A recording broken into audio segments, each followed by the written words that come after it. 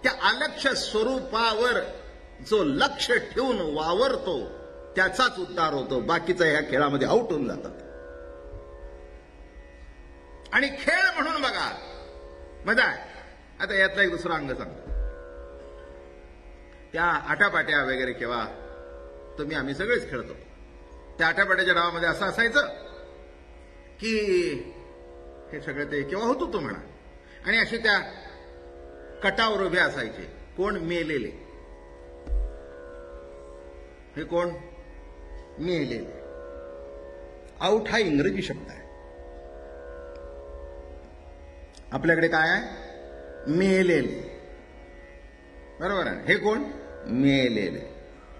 पण गंमत अशी आहे काही वेळाने ते पुन्हा जिवंत होत होते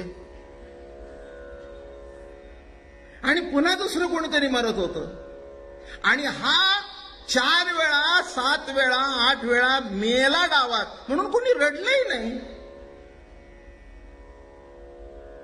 आईला कोणीतरी सांगितलं तुमचा पोरगा 8 वेळा मिळाला. जाऊ दे खेळता येत नाही मूर्खाला. नाही कळलं का. ती काही रडली नाही. माझं बोलणं कळलं का. हुतुतूच्या खेळामध्ये मेल्यानंतर कोणी रडत नाही. तसं विश्वाचा जो खेळ आहे तो एकदा समजलं की मनुष्य सुखदुःखाच्या पलीकडे निघून जातो. खेळ समजून घे. खेळात जन्म खेळात मेला दुःख नाही. खेळ काय शब्द वापरला. पण ह्या खेळ केव्हा यशस्वी. लक्ष तिथे ठेव. त्याच्यावर लक्ष लाव. लक्ष लावो निरहा गोविंदुगा. ते जो मूळ अलक्ष स्वरूप आहे त्या अलक्ष स्वरूपाच्या ठिकाणी लक्ष नीट जर राहिलं तर मग चिंता करायचं काही कारण नाहीये. असं आहे तो खेळ करताना दुसऱ्याच्या हातीत किती शिरावं हे मागच्या ओळीवर लक्ष असावं. एक येडं होतं ते आतमध्येच घुसलं. सगळ्यांनी घेरला ना असा उचलला पुंडली कवर. मग तिथे शिकवणारे होते म्हणले तुला काय अक्कल आहे काय एवढा कुठे इकडे मागे किती आतमध्ये गेलायस ते बघ. तसं संसारात किती आत गेलायस ते बघ. किती आतमध्ये शिरलायस ते बघ. मूळच्या ओळीवर लक्ष ठेव. संसार तर करायचाच आहे परमार्थ तर करायचंय पण मूळ ओळ सोडलीस की.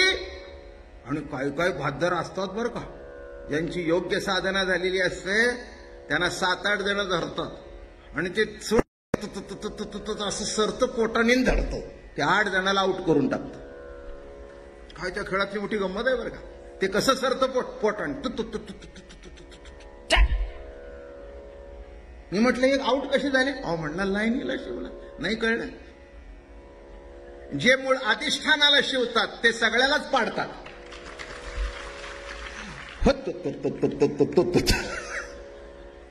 काय आता घरी जाताना रस्त्याने हेच करा.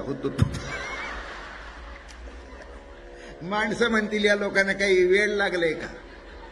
आजूबाजूची माणसं म्हणतील हे प्रवचनावून आलेत. कसा गंमत आहे बघा. लक्ष जाणे तोची तेथो निसुटला. आता बघा कुणाकडे लक्ष देऊ नकोस कुणाकडे दे. नाथ लिहितायत बरं का. 6, 4, 18 यांचे पडू नका डाई. 6, 4, 18 6 शास्त्र 4 वेद 18 पुराण यांच्या नादी लागू नका. किती कोणी म्हणतील तुम्ही काय सांगताय. मी काही सांगत नाही. मी एका मोठ्या डिपार्टमेंटल स्टोअर मध्ये सेल्समन आहे. माझ्या गाठी काहीही लावू नका. मी फक्त एवढं काम आहे. भाऊसाहेब काय सुटले नाही बघा.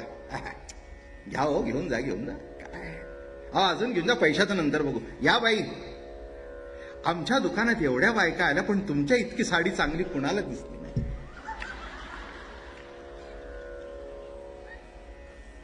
हेच काम माझं आहे. नुसतं अंगावर टाकलं.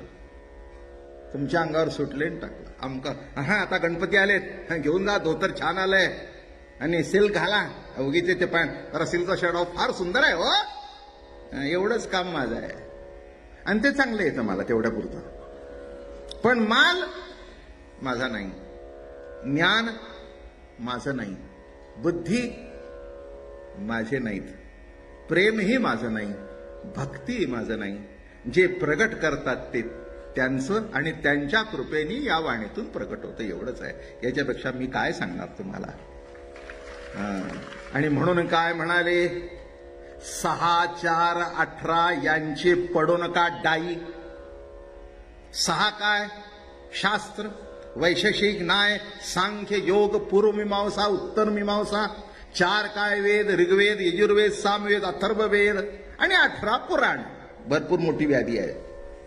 यांच्या नादी लागू नका. तुम्ही म्हणाल हे असं कसं सांगतायत नाथ. लक्षात ठेवा, हे दुसरं कोणी सांगत नाही. ज्यांनी या सगळ्याचा अभ्यास केलाय ते सांगतायत. दुसरं कोणी सांगितलं असतं तर तुम्ही म्हणला असता त्याला काय अक्कल आहे का? अक्कल आहे का? एक लक्षात ठेवा, कदाचित त्याच्यात ज्ञान असेल पण जीवाला तृप्त करणारं प्रेम पुढे सांगितलंय म्हणजे उत्तर कळेल. 6, 4, 18 यांचे पडू नका डाई. एका जनार्दनी संता शरण जाई. कुणाला शरण जा? संताला शरण जा. तर हा डाव तुमच्या अंगावर येणार नाही. नाहीतर डाव अंगावर आल्याशिवाय राहणार नाही. हे लक्षात घ्या. माणसं या डावात सापडतात आणि फसतात बरं का. काय असा यमुनेच्या तीरावर डाव सुरू झाला. हो, मग ते आबादुबी सुद्धा असायची तिथे. आबादुबी माहिती की नाही? हो, ते असं फिरायचं आणि ते हळूहळू ते असं जायचं. आता मला दाखवता येत नाही टेबल. ते सदऱ्याच्या ह्याच्यात तसा असं तो कापडी चेंडू धरून असे 4 आणि एकाच्या मागे टाकायचं. आणि त्यांनी बघितलं तर ठीक, नाही तर जाऊन त्याला हाणायचं. धना धना धना धना. ते पळते हे हाणते. आबादुबी. मग त्याला शिक्षा असायची. अमक कर तमक कर. एकदा असं झालं, आबादुबीचा डाव सुरू झाला आणि देवाच्या अंगावर डाव आला. खाल्ली की रडी. अहो रडलो होते बरं का. नाही म्हणत. ते काय असतं, जी गुंड पोरं असतात ना त्यांच्या डावावर आला ते म्हणतात हा उद्या खेळू. मला वाट काय ज्याचं जिथपर्यंत चालतं की नाही चांगलं तिथपर्यंत बरोबर असं म्हणून उलटा ना झाला. बघूया मला आई हात मारते. नाही तर अगदीच म्हटलं तर जाऊन येतो. लबाड लबाड नंबर 1. कृष्ण त्या दिवशी रडीला आले. रडीला आले. आता आपण काय किती वेळ खेळायचं. ते म्हणले आज नाही, आजपर्यंत जेवढ्या जेवढ्याला तुझ्या तावडीत आम्ही सापडलो तेव्हा भरपूर हाणलंस, आज तुला सोडत नाही. नाही म्हणला मी खेळणार नाही. अहो गेला की रुसून बसला. काय म्हणला. आता गोपाळ सुद्धा खमके होते. सगळे म्हणाले काय रे याची मिजाज किती दिवस चालायची. आमची योगे तुझं देवपण. रोगियाने वैद्य आणि ला उजडा, नाहीतरी द्वाडा पुसते कोण. काय म्हणतायत. रोगियाने वैद्य आणि ला उजडा, नाहीतरी द्वाडा पुसते कोण. अरे तुझी मिजाज कोणावर. आमच्या योगे तुझे देवपण. अरे आमच्यामुळे तुला देवपण आहे. आम्ही जर भक्त बाजूला गेलो तर तुझी किंमत शून्य. आणि काय सांगू मंडळी, हा जाऊन बसला. तर त्याच्यातले ते गोपाळ काय साधे होते काय. देवाबरोबर जन्मजन्मांतराची सेवा करून जे खेळ करण्याकरता आले ते काय असे तसे होते काय. टेस्ट प्लेअर होते ते बरं का. संप झाल्यानंतर रस्त्यावर खेळणारे नाही. काय रविवारी बिवारी बघा किंवा ट्रॅफिक बंद असते की नाही, मग तिथे रस्त्यावर खेळ चालू होतं. तसं नाही. हे अनेक रस्ते शोधत शोधत, अनेक वाटा शोधत शोधत, ऐसे शोधिले मार्ग नाना परी. न येती प्रतिती मग सांडिले दुरी. आता गाऊन गीती नाचू हा मुरारी. निळावणे करू संसारा बोहरी हो.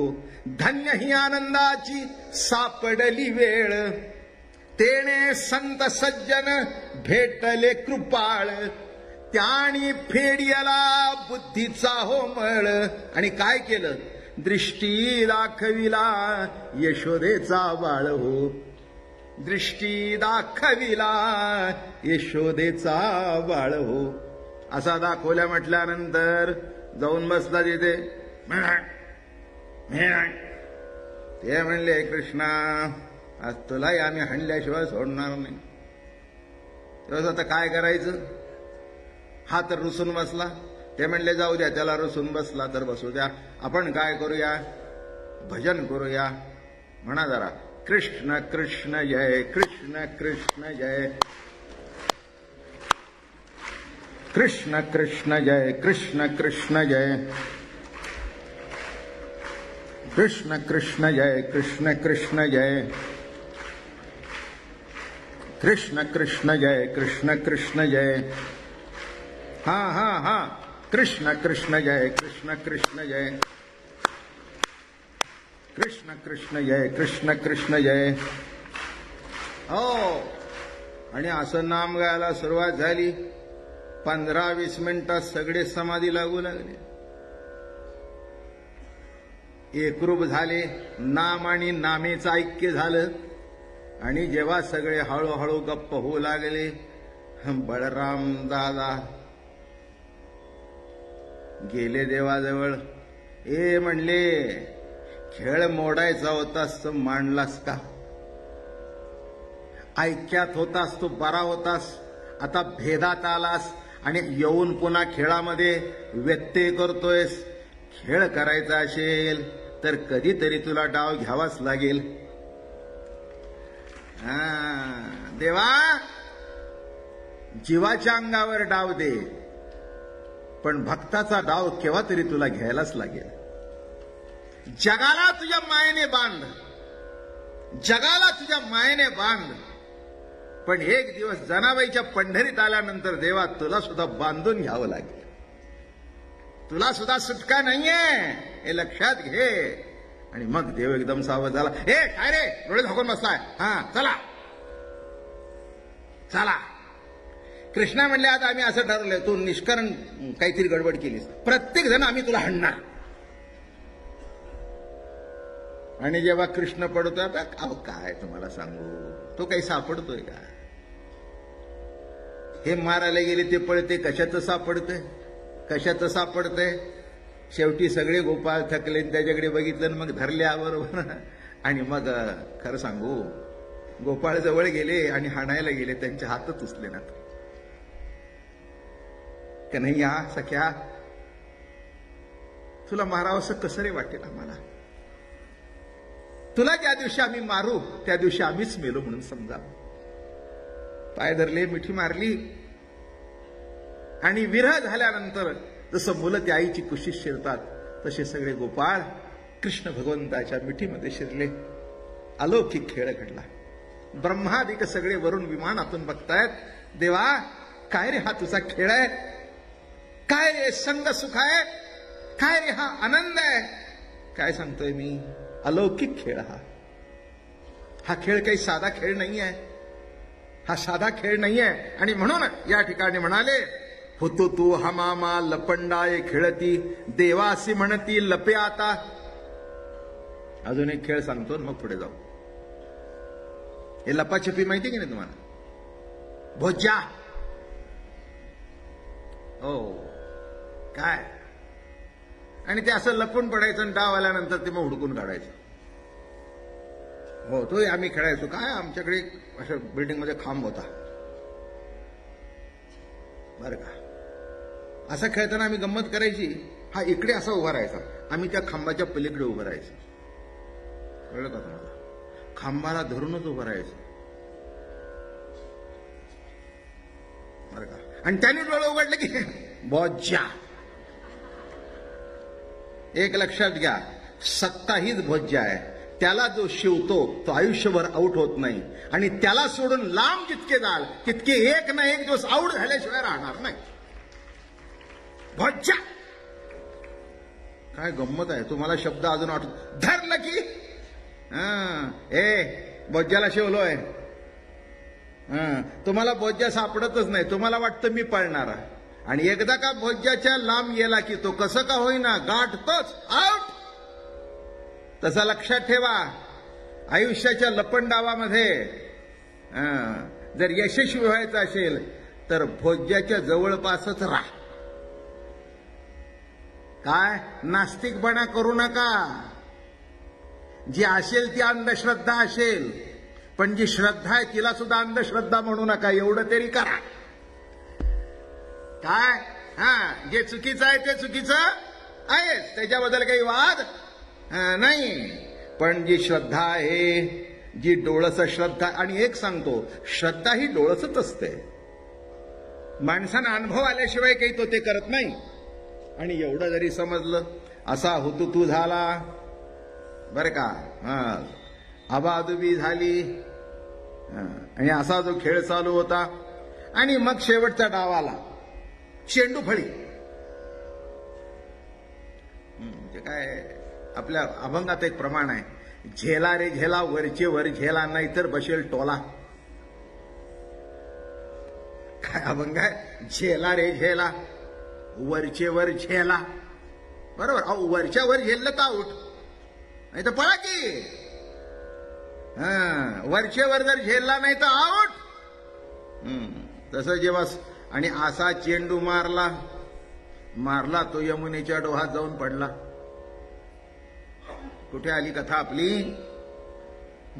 यमुनेच्या डोहामध्ये जाऊन जेव्हा तो चेंडू पडल्याबरोबर तो सबंध नामा म्हणे तेव्हा लहान मुले नाही तया ज्ञान, तृषाकांत गाई झाले गोपाळ. पिता तेव्हा जेवळ काळंदीचे, म्हणजे खेळता खेळता चेंडूही गेला आणि थकले होते, त्याला म्हणले पाणी पिऊ, आणि कालिंदीचं पाणी प्यायला गेले. पिता तेव्हा जळ कालिंदीचे, लहान आली मुले नाही ते तया ज्ञान, झाले गत प्राण सकळांचे. ते विषाचं पाणी पिल्यानंतर सगळे गतप्राण झाले, सगळे आटपले. आता कळेना काय करावं. नामा म्हणे तेव्हा कृपा दृष्टी पाहत, उठवी समस्त गायी गडी. सगळ्यांना उठवलं, कृपेच्या दृष्टीने बघितलं.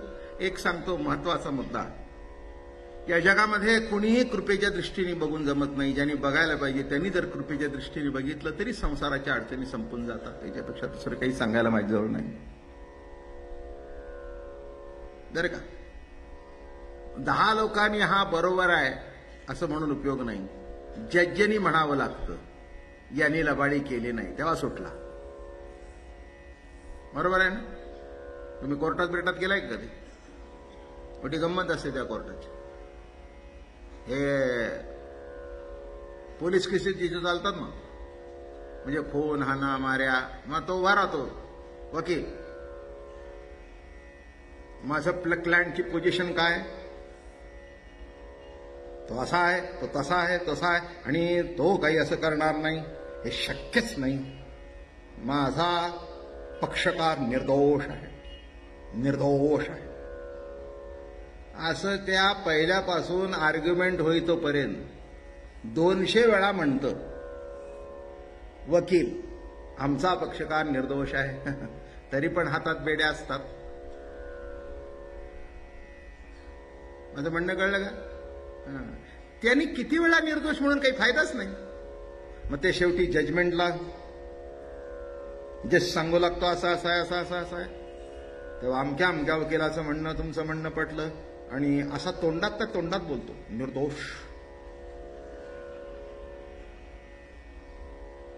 थोडं मोठे सुद्धा निर्दोष. ऐकायला काय म्हणले, काय म्हणले, निर्दोष. याने 200 वेळा बोललं तरी हातात बेड्या, पण हा एकदा बोलला तर निर्दोष. कळलं? हातात बेड्या असून मुक्त. तसं तुम्ही आम्ही 100 वेळा म्हणावे, सुटला, काही उपयोग नाही. निर्दोष. काय? तसं जीवन ज्याच्या ताब्यात आहे, ज्या प्रभूच्या ताब्यात माझं जीवन आहे, त्यांनी एकदा हात ठेविला मस्तकी, आणि देवोनी प्रसाद केले सुखी. त्या परमात्म्याने मस्तकावर हात ठेवायला पाहिजे, त्यांनी कृपा करायला पाहिजे, तेव्हाच उद्धार होतो. म्हणून नामा म्हणे तेव्हा कृपादृष्टी पाहत उठवी समस्त. कृपेच्या दृष्टीने पाहिल्यानंतर सगळ्यांना उठवलं. जग जेटी तेव्हा क्रोधावला चित्ती, करीन मी शांती तुझी आता. माझ्या लेकरा दिधला त्रास, करण मी नाश आता तुझा. नामदेवराय म्हणाले, देवाला राग आला आता, म्हणले तुला बघतो माझ्या लेकरांना त्रास दिलास, त्रैलोक्यात कोण ऐसा समर्थ, माझ्या शरणांगता मारील जो. अरे माझ्या शरणांगताला जो मारील असा जगात कोण आहे? माझ्या भक्ताशी जो दुःखदायक करीन प्रळय त्यादवरी. एक सांगतो वर्म, पटलं तर घ्या, नाही तर पटलं तर सोडून द्या. त्रास तर कोणालाच देऊ नाही, कोणालाच देऊ नाही. घरातल्याला नाही, बाहेरल्याला नाही, बरं का,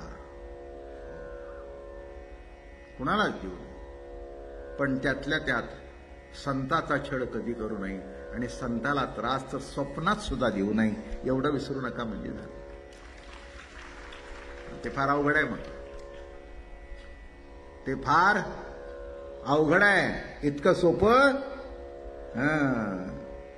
रामेश्वर भट्ट एवढे मोठे होते, त्यांच्या मोठेपणाला तोड नाही, खरोखर मोठा माणूस होता. पण त्यांचंही थोडंसं चुकलं. अंगाचा 10 झाल्यानंतर वाट बघावी लागली नाही. जाता जाता विहिरीत आंघोळ केली, तिथे शाप नडला, तुझ्या अंगाची 10 होईल. लक्षात घ्या मी काय म्हणतोय ते. साधू संताचा कधी छळ करू नका. अजून सांगतो, सामान्य माणसांनी सुद्धा सामान्य माणसाची निंदा कानाने ऐकू नये, तोंडाने करू नये. तर संताच्या बाबतीत बोलायलाच नको, करूच नाही, करूच नाही. दुसऱ्याचे दोष बघण्यापेक्षा आपले दोष बघावे, आणि दुसऱ्याचे दाखवायचे असतील तर ते अशा भावनेतून दाखवावे की त्याचे तो दोष कमी करण्याकरता दोष दाखवावे, त्याला कमी लेखण्याकरता नव्हे. आता बोलणं कळलं का मी काय म्हणतोय? ते म्हणाल संतांनी दोष दाखवले, पण ते तुम्हाला कमी करण्याकरता नाही, तुमच्यातले दोष घालवण्याकरता. आणि दोष घालवण्याकरता जेव्हा तो दोष दाखवतो तेव्हा तो गुरुपदाचा अधिकारच आहे. पण कारण नसताना निंदा, कारण नसताना द्वेष, कारण नसताना मत्सर, हे जेव्हा केलं जातं समजावं कुठेतरी गोंधळ आहे.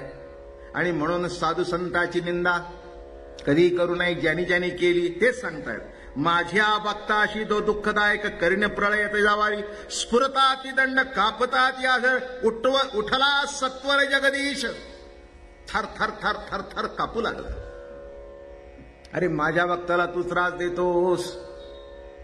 ते म्हणाल भक्त कोण? त्याचे कोण भक्त?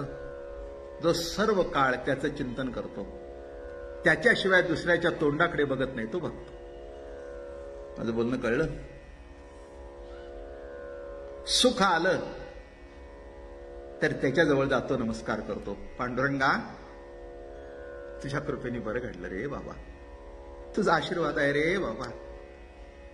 दुःख झालं तर त्याच्याच पायावर धरतो, म्हणतो पांडुरंगा नाही रे सहन होत आता. पांडुरंगा सहन करण्याची माझी सीमा संपली रे, संपली रे. सुखाती त्याच्या चरणाजवळ राहतो आणि दुःखाती त्याचे चरण सोडत नाही, त्याला भक्त म्हणा. आणि अजून सांगू का, देव बदलतो तो भक्त नव्हे. हो काय, आज हा तो उद्या तो, तर उद्या तो. अरे काय करायचं? एक धार एक धरिला चित्ती आम्ही रखुमाईचा पती, तेने झाले सकळ काम निवारला भवभ्रम. एक धरिला चित्ती, एक जर चित्तामध्ये रुक्माईचा पती धरला तर सगळं काम होतं. जगद्गुरु तेव्हा पुष्पमाळ काढी, टाकिली सेवडी जळामध्ये. पितांबर सोगे खोविले, कळंबाचे वृक्षी देव चढत असे. पितांबर असा वर खोवला बरं का. पुष्पमाळा अशा काढून बाजूला ठेवल्या टाकीतसे उडी जळा मारी. एक सांगू, भक्ता करता कोणत्याही विषाच्या पाण्यात उडी टाकला देव मागे पुढे करत नाही. तुम्ही म्हणाल त्याला अहो तोच विष आहे, त्याला कसं विष बाधतं? त्याला काहीच बाधत नाही. बाधतं तुम्हा आम्हाला. भवसागर त्याला नाही, त्याच्या नावाने भवसागर तरला जातो. त्याला कुठला भवसागर आलाय? विष त्याला कुठे आलाय? विषयी विसर पडिला निश्चेष अंगी ब्रह्मरस ठसावला. विषय आपोआपच नाहीसे होतात. घाली तसे वेडे आणि म्हणे शोके व्यापिले समग्र करोनिये काग्र मने ऐका. उडी टाकली. उडी टाकल्याबरोबर जो कालिया होता त्याचं कुटुंब घेऊन राहिला होता त्या यमुनेच्या जलामध्ये. काल मी सांगितलं की वाईट कृती वाईट विचार एकटे येत नाहीत, कुटुंब सहित येतात. काम आला की क्रोध आला, त्याच्यावर लोभ आला, त्याच्यावर दंभ आला, त्याच्यावर मत्सर आला, हे सगळे त्यांच्या नात्या गोत्यातले आपोआप येतात. तसं कालिया एकटा आला नाही. कालिया आला, त्याच्यावर त्याच्या पत्न्या आल्या, त्याच्यावर त्याची पोरबाळा आली, आणि एवढी सगळी विकारांचं कुटुंब एकत्र आल्यानंतर मग काय अवघड सगळं. घाली तसे वेडे दिसत तशी जळी अकांत सकळी मांडियला. उडी टाकल्याबरोबर गडी रडताती, वच्छे पडताती, कपाळ पिटताती सकळ. आणि त्या डोहामध्ये उडी टाकली, बघितल्याबरोबर अकांत झाला जिकडे तिकडे. अरे काय, अरे काय, अरे काय, आम्ही मरतोय हे तरी एवढं लहान. लहान कसं म्हणावं? त्यांचा एक भक्त असं म्हणतात, अणुरेणू या थोकडा पण तुका आकाशा एवढा. तर ते कसे? तो परमात्मा कसा?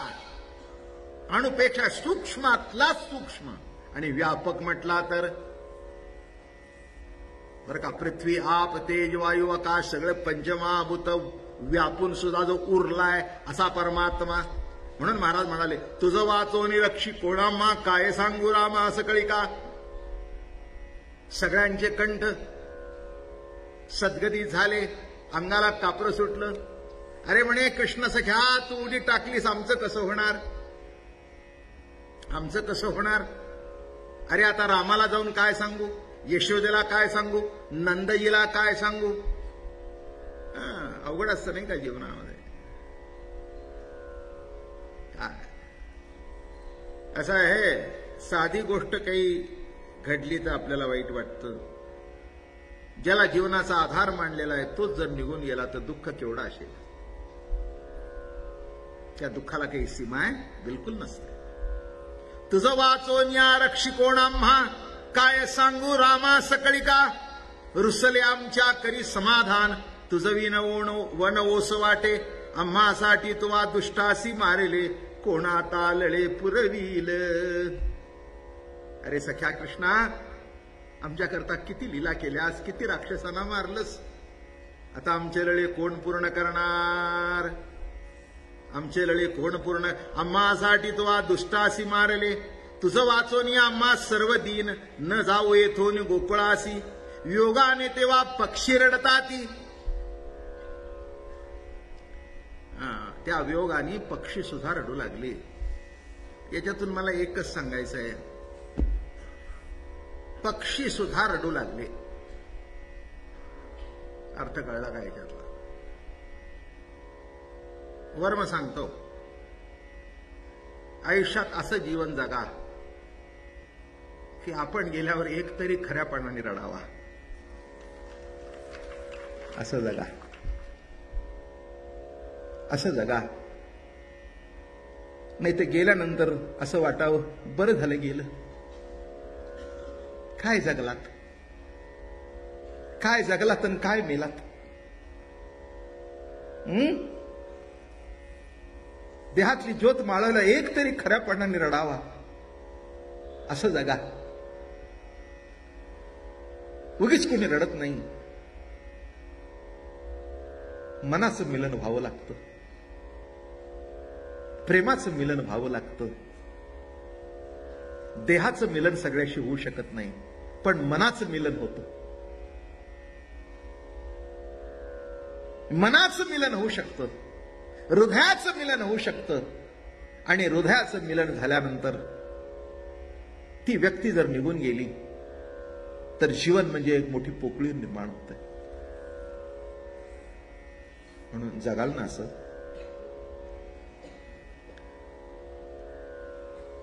काय म्हटलं मी, एवढं जरी माझा चातुर्मास तुम्हाला कळला तरी माई धन्य होईन तुम्ही धन्य.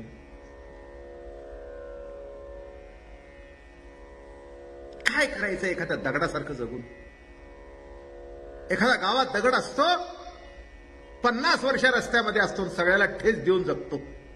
तसे दगड काही कमी आहेत?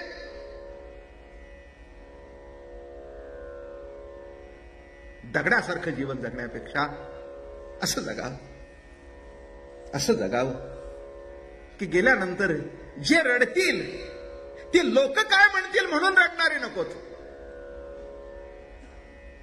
रडण्याचं प्रदर्शन करणारे नकोत. त्यांची असो अशी होती, स्मरण झाल्याबरोबर डोळ्यातून असं बाहेर पडाल. असं प्रेम द्यावं,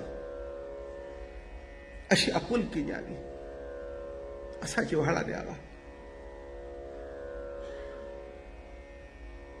असं मृदुमधुर हृदय जिथे असतं तिथेच परमात्मा वस्ती करून असतो.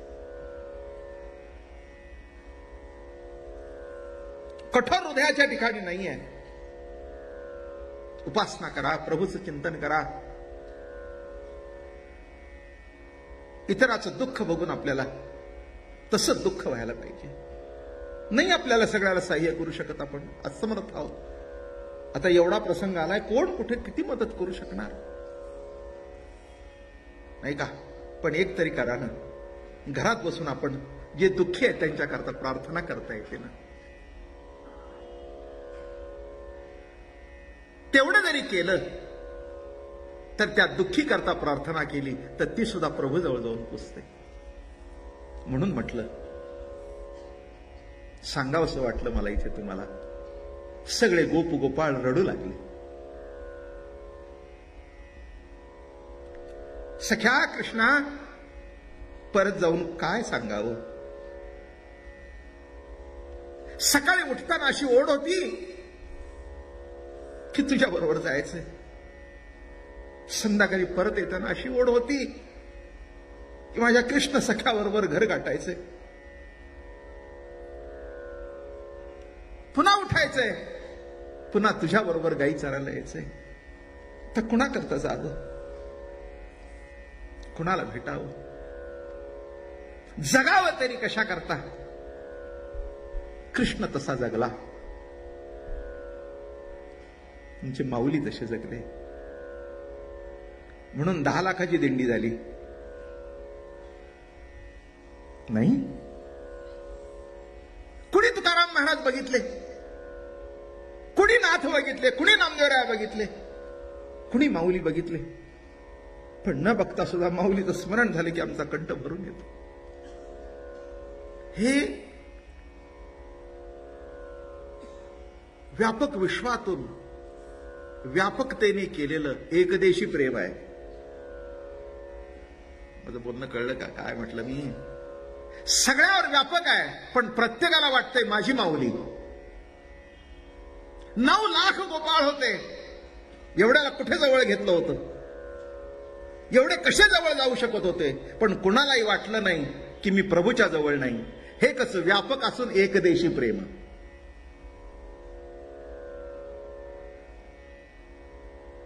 संत आणि संत ईश्वरी सत्ता असं जीवावर प्रेम करत असते. ते प्रत्यक्ष भेटायलाच पाहिजेत असं नव्हे, त्यांच्या असण्यात प्रेम असतं. बाहेर मोकळ्या आकाशात गेलं की वारा झुळझुळ वाहतो, तसं संतांच्या विचाराच्या छायेमध्ये गेल्यानंतर आपलं जीवन सुद्धा परिपूर्ण होतं, तृप्त होतं. आणि म्हणून या ठिकाणी महाराज म्हणाले, रुसले आमचे करी समाधान, आम्हासाठी तुवा दुष्ट मारिले, तुझं वाचोनी आम्ही सर्वदीन, न जाऊ येथोनी गोकुळासी, योगाने तेव्हा पक्षी रडताती, आता कृष्णमूर्ती कैची आम्हा. सगळे रडू लागले. कंठ सद्गती झाला. सख्या कृष्णा, आता कुठे तू, कुठे तुझी बासरी? हरिने हरिले माझे चित्त, भारवित्त विसरले, भारवित्त विसरले, आता कैसी जाऊ घरा.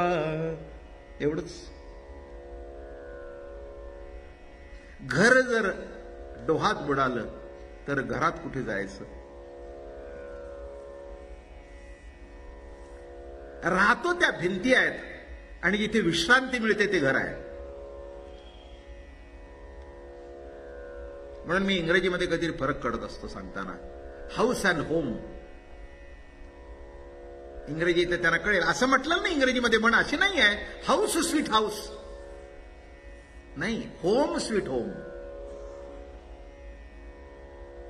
बरं का?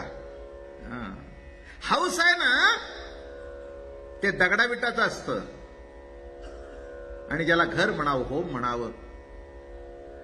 I am feeling very homely. म्हणजे जिथे आपल्या मीपणाचा, अहंकाराचा विसर होतो, निवांतपणे तंगड्या पसरून निघू शकतो. कोण काय म्हणेल का, कोण काही त्रास देईल का हे विचार नाही. निवांतपणामध्ये एक शब्दात सांगतो आणि आटपतो. जिथे सर्व घरघर संपते ते घर. राधा रमण हरी गोविंद राधे, राधा रमण हरी गोविंद राधे. नमो माय भाषा.